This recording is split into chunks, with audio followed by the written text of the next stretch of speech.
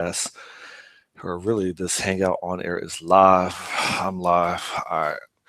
So I'm continuing my campaign to pick up this Elm programming language so I can enter the web development space. And I got some pretty good comments, feedback from my initial video that I did several days ago, maybe a week ago,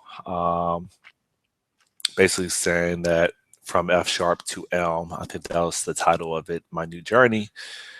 And yeah, so the intent of this video is to basically document my understanding of Elm as I attempt, with emphasis on attempt, to perform a refactoring exercise with some code that I had basically copied from a tutorial and then tweaked because there is a user experience that I didn't really like, and then take it from there and consolidate that code a little bit and think out loud about some considerations that may be more effective.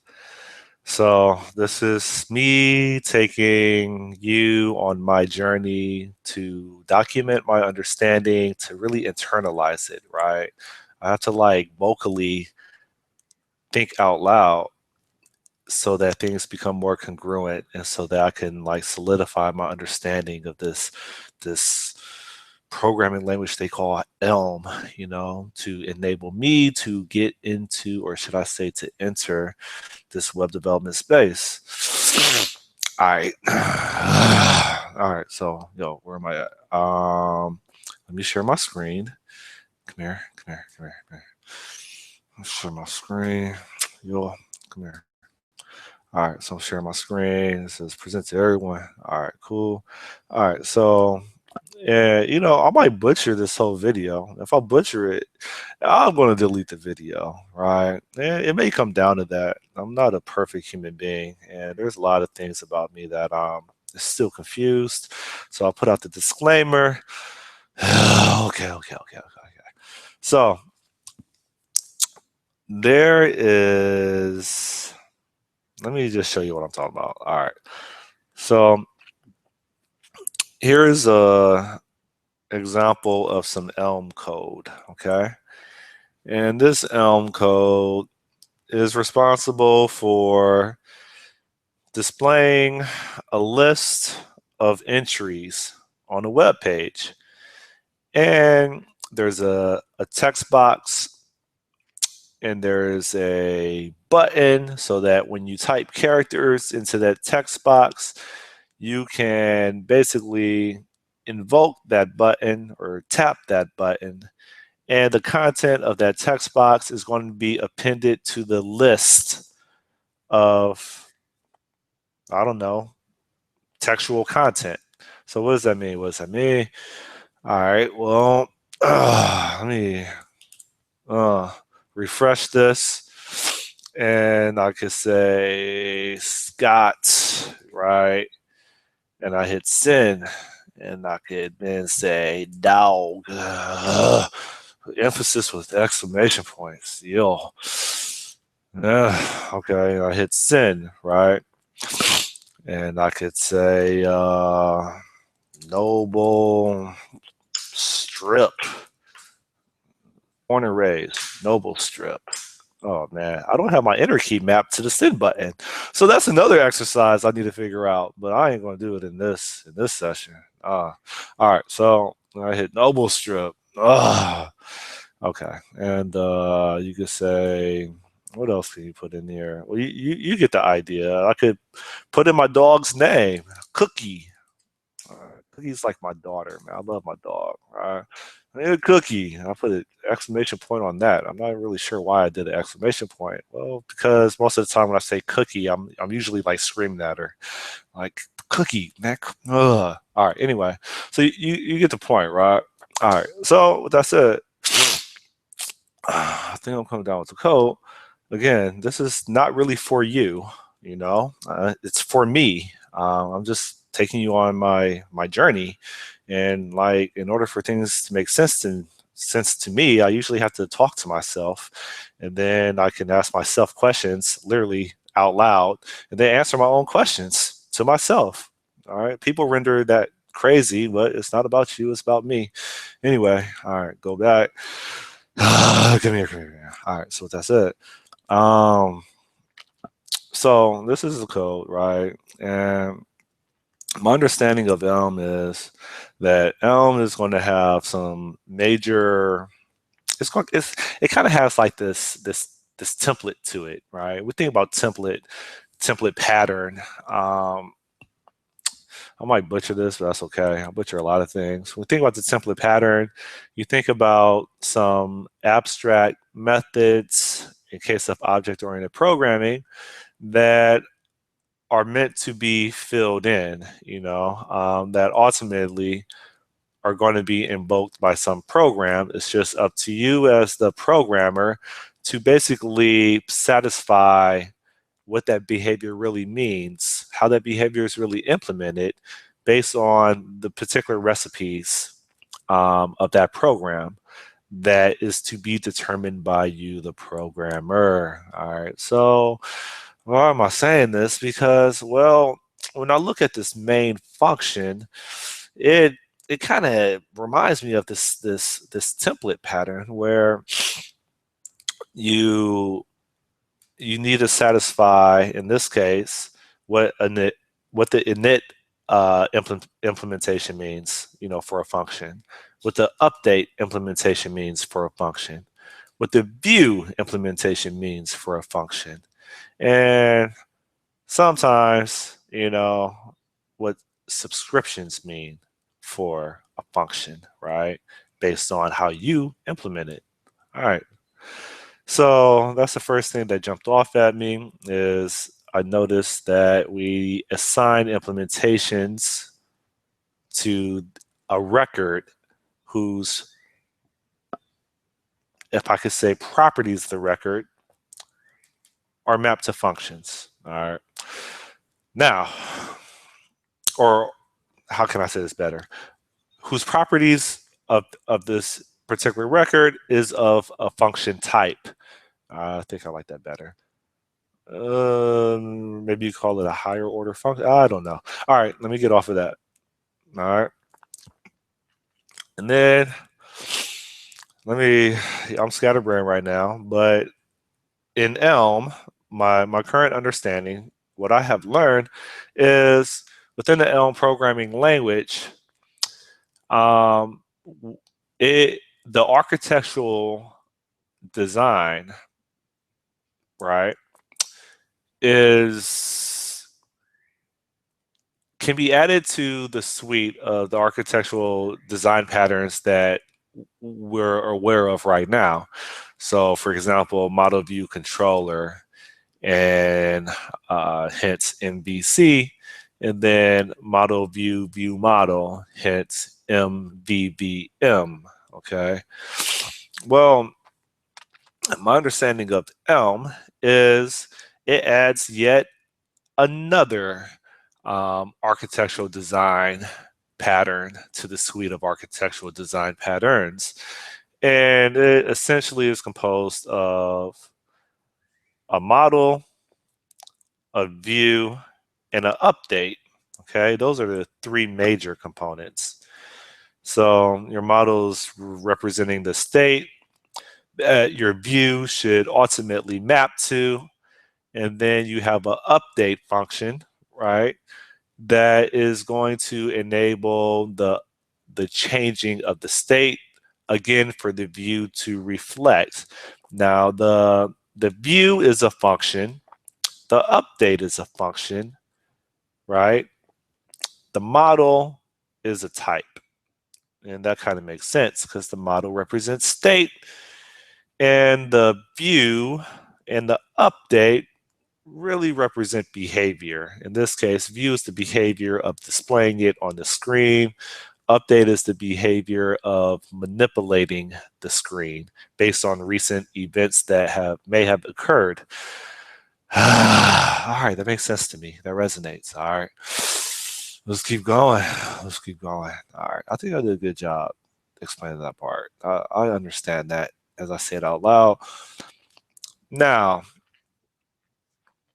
with with this Elm programming language, models are tightly coupled with messages. Messages or a message basically becomes exposed, for lack of a better expression, and a model reacts to that recently exposed message that trickles in. All right. And that model will update itself based on that message. So that model thus responds, and it basically will update its context again based on the recent message that comes in, and that is usually done through pattern matching. All right, I think I understood that. I wish I could have articulated that a little better. Maybe I'll do a round two and I'll attempt that again. All right, so here's an update function. We see the function signature appear. I think they call it like a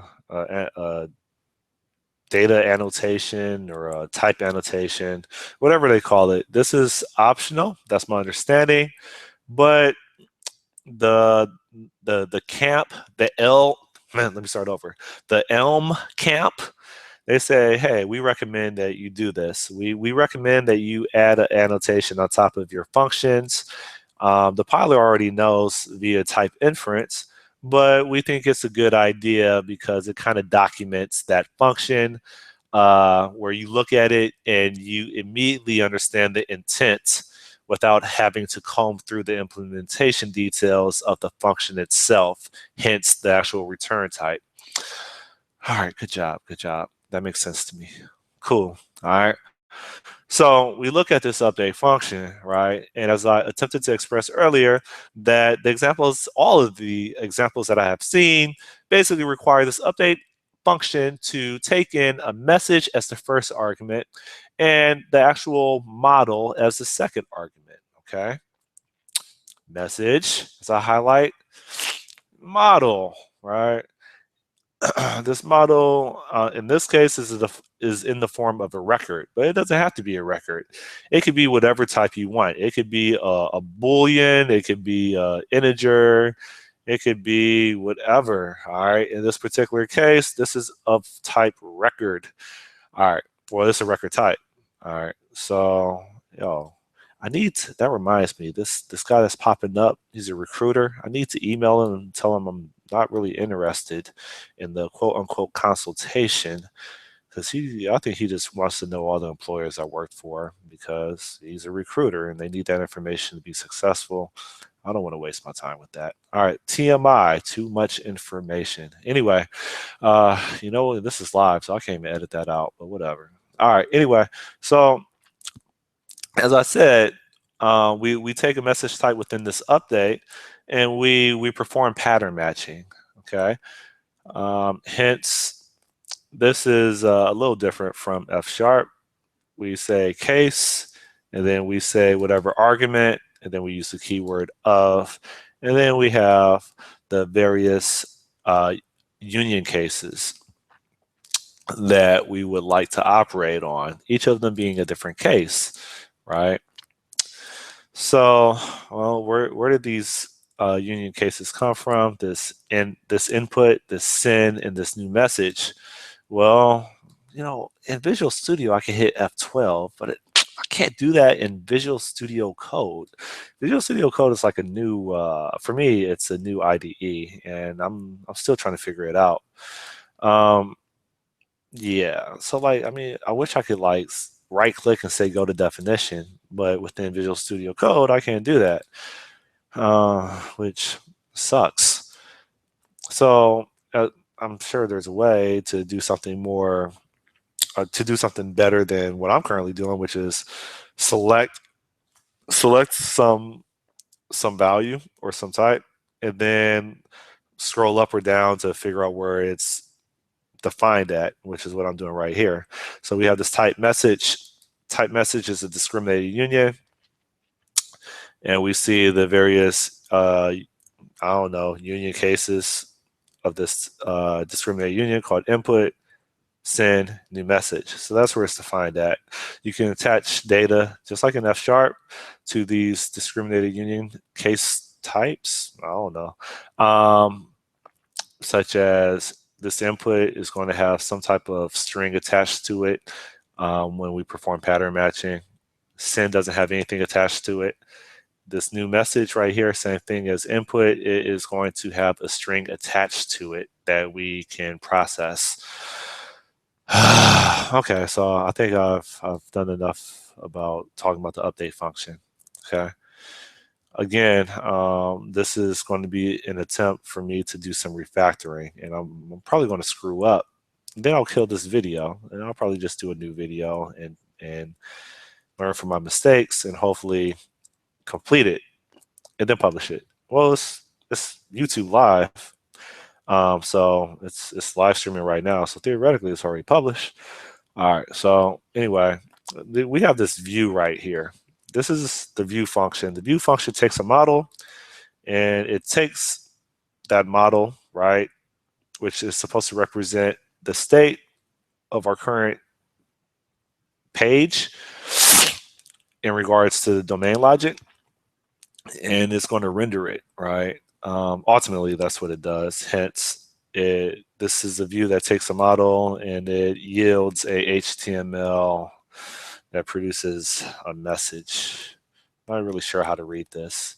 I've been trying to say HTML that produces a message. Yeah, whatever. This is something that I need to really understand better, is the type of syntax that they have on. Because I'm not sure if I say HTML that produces a message or HTML that operates on a message. All right, anyway, that's me being scatterbrained.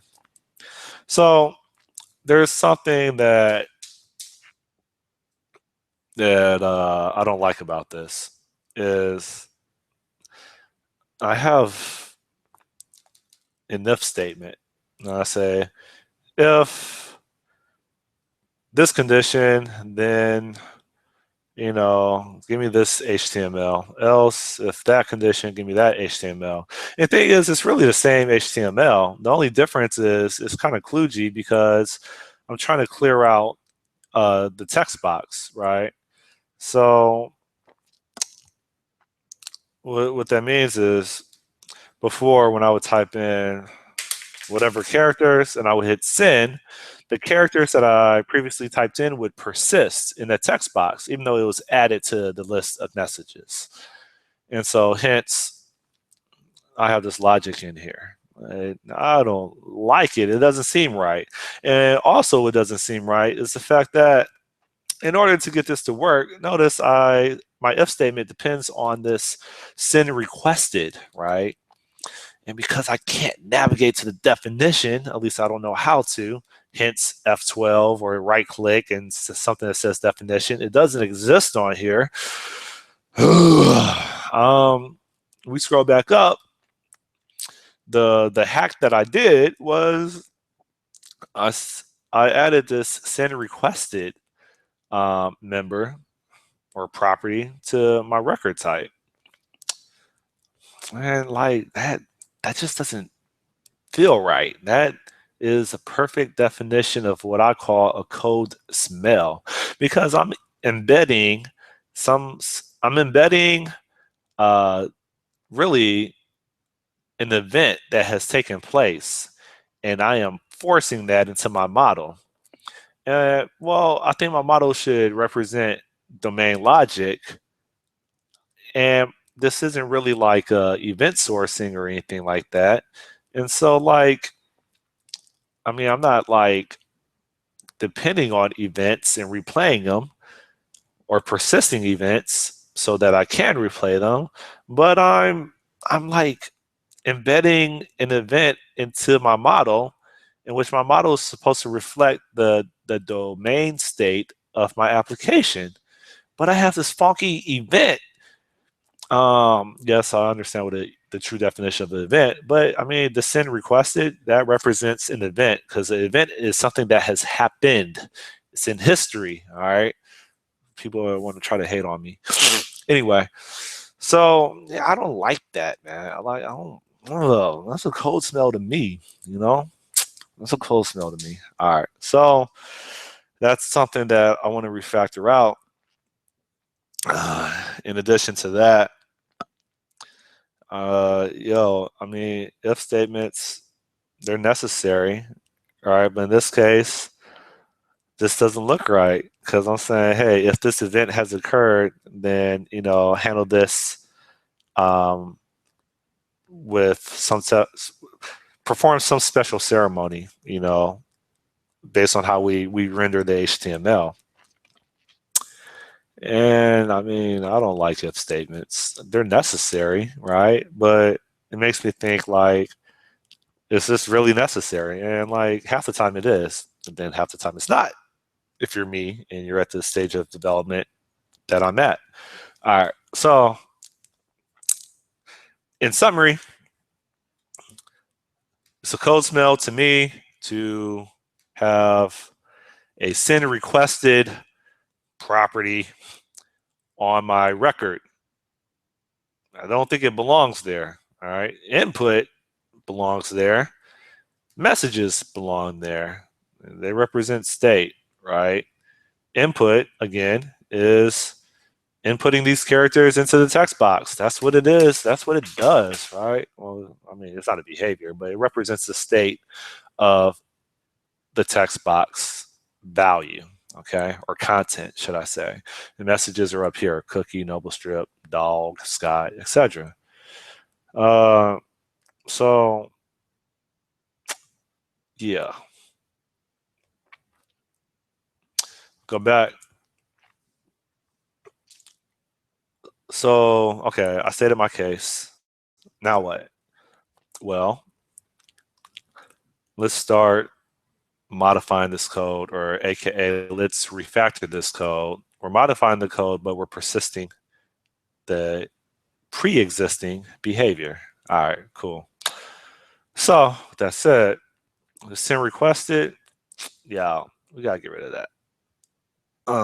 Get rid of that. If I hit Control Save, Elm is going to scream at me, or Visual Studio Code is going to scream at me. Well, no, the Elm compiler is going to scream at me regardless, because it should be agnostic about the IDE that I'm in, the compiler. This is the IDE is responsible for basically displaying the state of the compiler's messages. I could have said that better. Whatever. So it says function model is expecting 2 arguments, but was given 3, right? And this, maybe not for the init function, but if we look over here to the update function, this brings me to a very interesting concept that I received on feedback from Stack Overflow. And what that feedback was, when I submitted this code for Stack Overflow code review, they said, Scott, perhaps you should get into a habit of leveraging the record update feature instead of um, listing every single property within that record. Ultimately, you don't want to have to modify every single occurrence of a record being referenced in your code anytime you add a property to your record or remove a property from your record. All right. I'm like, yo, that is really good feedback. Like, duh. Like, why didn't, yo, I learned so much from this community, And that makes sense to me. Why would I basically make an update to a record, and I pretty much expose every single property and assign a value to it. And then when I need to modify the definition of that record, I have to go through the entire code base, every single occurrence, and modify those two. Yeah, that's not that smart. Things can be done better. So that makes sense. So with that said, maybe maybe this argument right, or this parameter right here for this update function, maybe that should just be called model instead of listing all the properties within the record. All right. So we do that. And this case right here, the discriminated union case of input with some attached string data to it. Well, yeah, maybe this model right here. I'm not sure. Definitely, we remove the bool part, right? This was representing the send requested. Let me see if we can do something like, can we do like, well, hold up. First we say, I'm gonna do it out here first. Say model, and then you do pipe. Then you say, well, what are we really changing? Well, the input is what we're updating now, right? That's the property that we're now assigning a value to, and we're not really mutating it. We're creating a new instance of this model object. Well, let me say this better. We're creating a new instance of this model record. All right, and our view is going to map to that and display based on that particular record instance. So with that said, we can say input equal new input. Okay. And then everything else I can just delete like that, and hit Control Save. I don't get any red squigglies. The compiler is happy about that. All right. So what else? Well, the send, do the same thing. We can say we can do we can leverage the update feature of our model. Say model, pipe, and then we say input, and we say empty string, so, and that true again represents what we used to have as a property in our record, which is called send requested. All that gets deleted. Come here, Control S, save. Now, input, of course, means that characters are being typed in, right, within this update function, the input discriminated union case. The send is when the user actually clicks the send button. So that's what that message represents, right? Input is a message, send is a message, new message is a message. These are all represented in our discriminated union type called message. Come here, message, right there. All right. So what else? Well, now we have, last but not least, this new message case, right? And should be the same thing, So we should be able to say, let's just delete all this right here. And we should say like model, and we should, and it's like messages, and then it's like, how's this work? We just do, how does this work? What did I have before? Oh yeah. This message is the the actual text or content within our text box, right? So what I think we need to do is we say message, and then we do this colon. I don't know if that's called cons operator, whatever. We're basically appending a message to our list of messages, and we are going to do that. Messages. Control S. Oh, what's wrong here? Oh, I'll get rid of that. Come here, Control S. No, what's wrong here? Yo, what is this complaining about? Cannot find variable messages. Maybe you want one of the following. Oh, yeah. We gotta do model.messages. Yeah, come here. Oh, yeah. Oh, why are you complaining? Oh, because over here it's input. So we gotta do model.input. Come here. Yeah. Yeah. And no red squigglies on this update function. I think it's okay. I guess I'll find out later. But within this update function we just refactored, we have no red squigglies. We have no compile errors that Elm is complaining about. If I scroll up a little bit, we have something up here, this init function, which is for initialize when we first render our HTML. This is the initial state of our model. We don't have the send requested anymore, right? We just have input, which is up here, and messages, which is over here. We had a send requested of type Boolean. That doesn't exist anymore. So, let's get rid of this right here.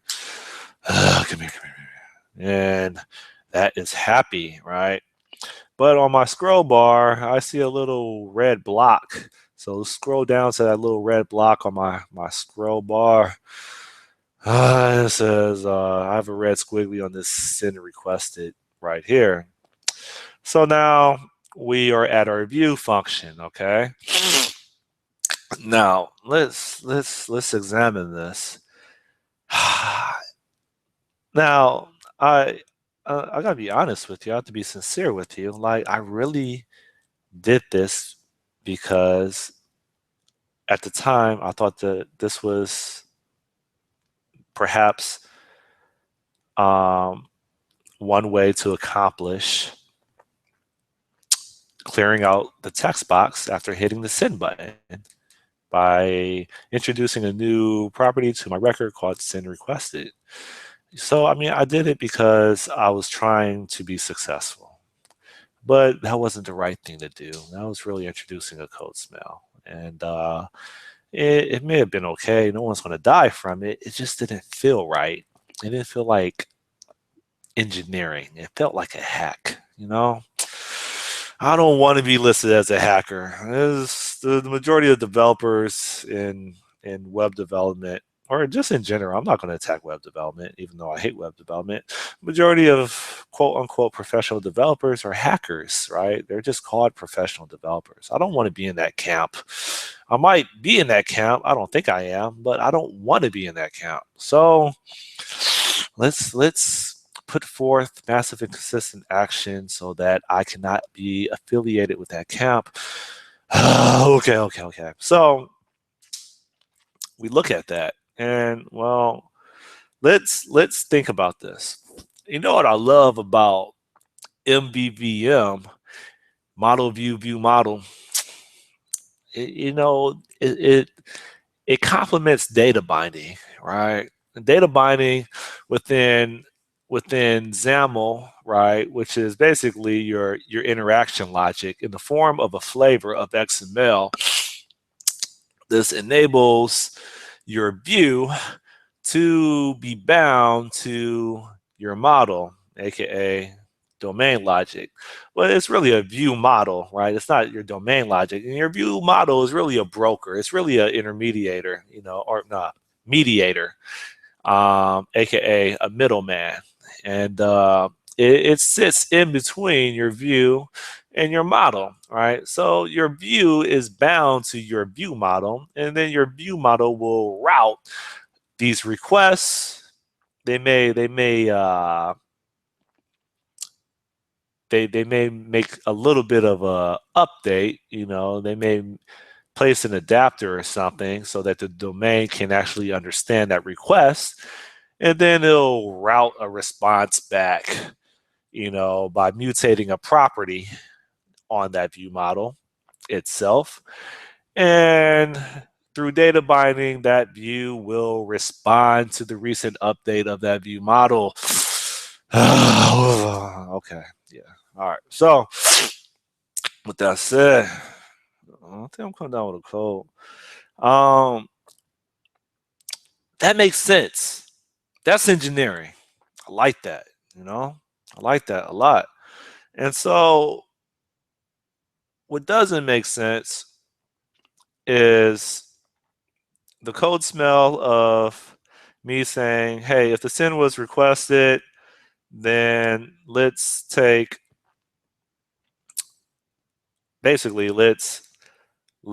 a message, let's send an input message, to our input box.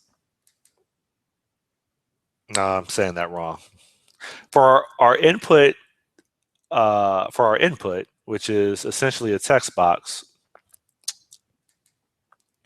we are going to respond to the onInput event, and we're going to pass an input message that is defined within our discriminated union type right here, and we attach the text to our input message. That's in the form of a string. Okay, that sounds better. Else, we're going to pass in an empty string. Okay. Now, I just went through this huge sermon about how I enjoy model view model, aka MVVM, and the whole data binding thing. All right, I just gave a sermon on that. Why did I talk about that? Why did I give a dissertation on that? Because I want to follow that pattern because it makes sense to me. So let's kill this, okay? Let's kill it with extreme prejudice. Let's kill it, And let's do let's do this instead. Let's do model. Let's replace that. Delete all that, Keep this input and then within brackets on input and input message, comma, and our value, which represents a child node, as I understand it. Well, let's try to reconsider, or let's try to relax and take note of data binding. And maybe this isn't data binding, but let's try to focus on the rationale behind data binding and the spirit of data binding. So with that said, let's replace this empty string with model.input because, well, that represents what we currently have. We're kind of binding the input of our model to what's in the text box. Okay. I think that's what you would call two-way binding. I think.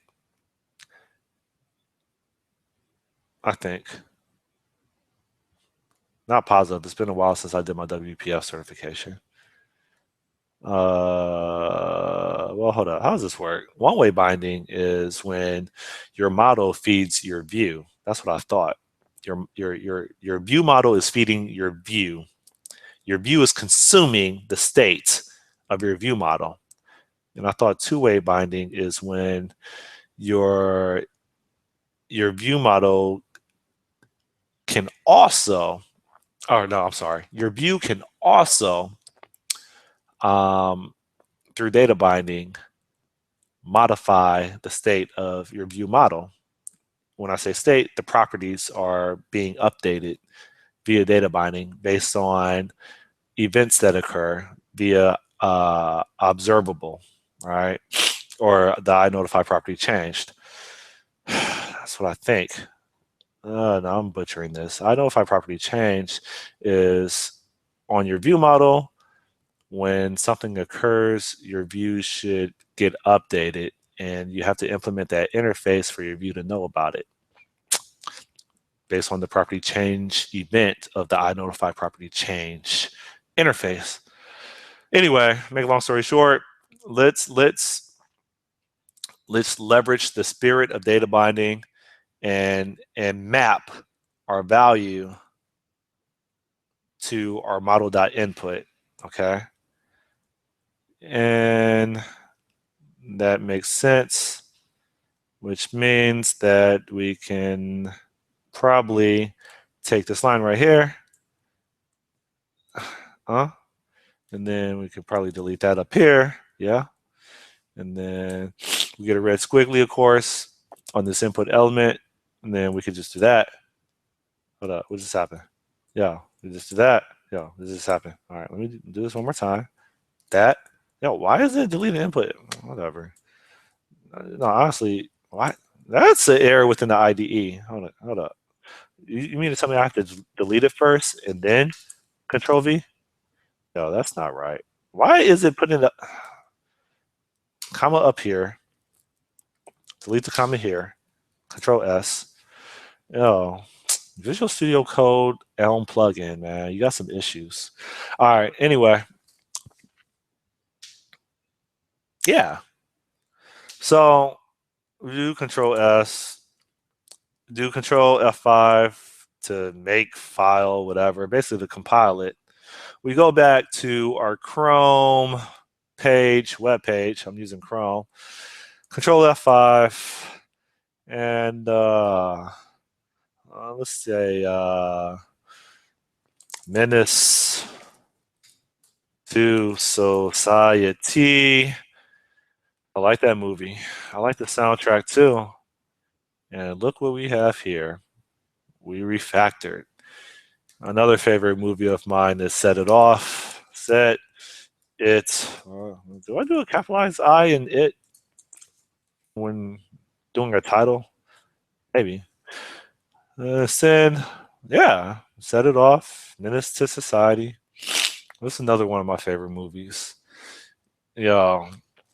I like the Goonies.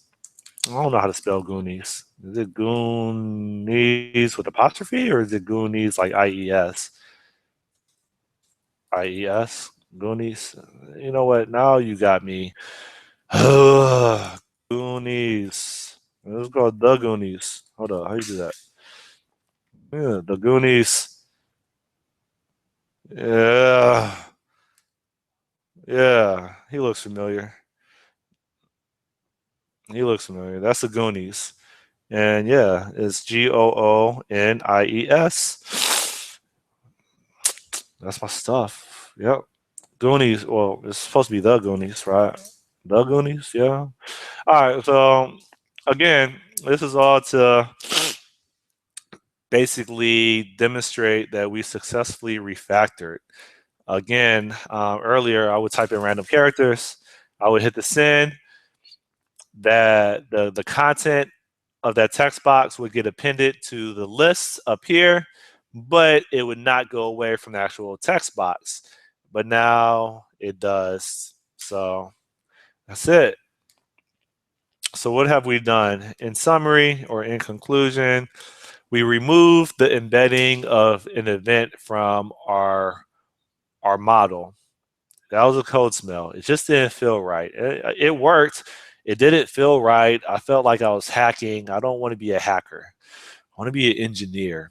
All right. Bring the title of software engineer back to the job description, to the job title. All right, now a software developer. And then people think it's pretentious if you say software craftsman. What else did we do? I talked about instead of updating a model by basically identifying all the different properties of that model or members of that model and doing an assignment is probably better, aka preferable, to leverage the updating feature of a record in which we say model, or whatever the instance of the record is, and then the pipe, and then whatever property or properties that we want to basically update. And this is going to alleviate us from having to modify every single occurrence of that record being used within our code base whenever we remove or add a property to our record. Good stuff. Yo. What else? And then I went and I gave a sermon on how I loved MVVM and I love the whole notion of data binding. So why not program to the spirit of data binding? And we map our we pretty much map the value of our text box to the input property of the instance of the record that we have. In this case, our model argument, or not argument, parameter. Okay, our model parameter, specifically model.input. Yeah, all right, so that was pretty much it. What else? Is there anything else we could do? Well, there's this like view message here. This function is one line. This function is literally one line of code. That might be okay. But an alternative approach is to perhaps take advantage of an anonymous function. Anonymous functions. All right, so that's it. Perhaps we can cut that out. Come here. Delete that. Yo, how does this work? This view message we just recently killed. We deleted from our code base. And maybe instead we can, I guess, put within parentheses. Oh shoot, hold up. Maybe instead put within parentheses. How's this work? You do a backslash for a lambda message. Then you do like this. And then you do something like that.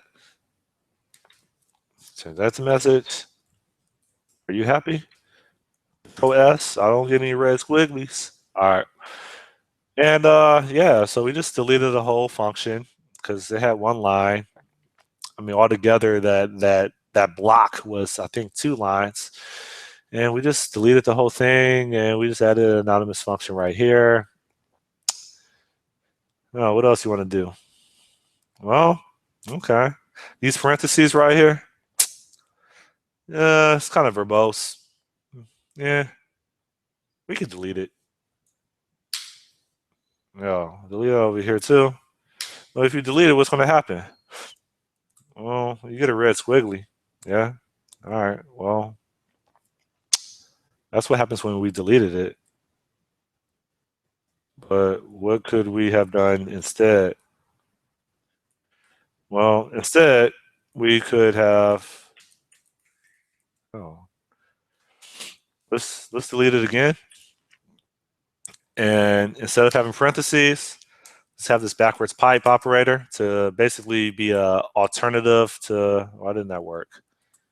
Why didn't that work? Shoot. See, that's me trying to be smart. I'm gonna have to delete the whole video now. Why didn't you work? Should have worked. I should have been able to replace these. Oh, it's up here. Yeah. Replace that. Replace that. You should work. You do work. Ja. All right. So yeah, that's it. You know, I just took you on a journey of me trying to learn. Right. This is me learning, and I'm documenting my learning of this Elm programming language. And I think refactoring is a good exercise to learn. And I'm recording it, right? And I'm putting myself out there. And you're a part of it. So I'm bringing you on my journey. This video is not for you. This video is for me. So I don't really care about what your criticism is unless it makes me a better developer. And then I value it. So that's what's up. And that's it. So, I could do Control S and I could do Control F5. We're in Visual Studio Code. And go back. And Control F5, clear out this, yeah. And then we blah, blah, blah, blah. And, hold on. Go put the cursor back on this text box. Yeah. Something else I thought about is I know there's a reverse function, but I don't know how to use it because I don't know if it's really called a reverse or something. But the reason I mention that is because we should probably be able to reverse this list right here, I don't really know. I don't really want to expose myself and look any more incompetent than what I currently am right now in this language. But I'm a little bit of a gambler. So part of me is like, man up. So, I mean, is there like I don't want to do it. Hold on. Where's the view function at? List.nap. I don't want to do it, but I think I will put whatever reverse function in here. I don't want to do it. I don't want to do it. I don't think I'm doing it. No, hold up. Delete. Why is this? So the Visual Studio plugin has issues with deleting. I'm actually surprised that I'm seeing these bugs in the editor. Like, that's not cool. Seriously. Like, I understand it's free. I get that. But come on, man. Like, that there should be an automated test for that. Or at least a recorded UI test for that. That just shouldn't happen. All right. But thank you for the software. All right, I really appreciate it. It's helping me learn Elm. So thank you. But handle that. Anyway, is there like a list dot reverse? There's no reverse. It says reverse right here. Can I do that? No. Can I add parentheses to it? Can I do that? Yeah. All right. And let's see if that works. Control F5. Go back here. Control F5. And 1, 2. There we go. 3. 4. Yeah. So, and then last but not least, because I like butchering features of a language. Delete again the parentheses, delete again, right parenthesis, replace with backward pipe operator. That's it. Let me go back to my screen. Good job. Hold on, let me kill that right there. Go back to my screen, stop presenting, and go right here. And that's it. So I attempted to take you on a journey for me to help understand this Elm programming language. I discussed what I have learned from feedback of leveraging the update feature or functionality of a record versus laying out the entire record instance and assigning values to all the properties of that record results in a maintenance concern for every occurrence of that record in your code base. when you add or remove a property of that record. I also introduced the backwards pipe operator that is also in F sharp. And I also gave a sermon on programming with the spirit of data binding, in which I assign the value of the input, aka text box, to the property of my model. And I did that. So I'm pretty happy, man. I did a good job. I think I explained things good enough. And that's it. I don't have any viewers on here, so I don't have to wait for any questions. Well, someone may have asked a question. Let me hurry up and see if anybody left anything while I was giving my discourse. And I don't see anything in my live chat. And so, yeah, that's thank you for subscribing. For what it's worth, I just realized I have my 100th subscriber, and so that's what's up. That's motivating. And I am out. My name is Scott Nimrod, preparing to enter the web space. I do native application development using Microsoft technologies for both desktop and mobile. I'm in love with testing, test automation. I like breaking software, and I'm not going to say the last part. That's a limiting career move, what I was getting ready to say. I like exposing developers and their bad practices. I said it. All right. Anyway, I'm out. Peace. Te veo a ratito. Adios. Bye.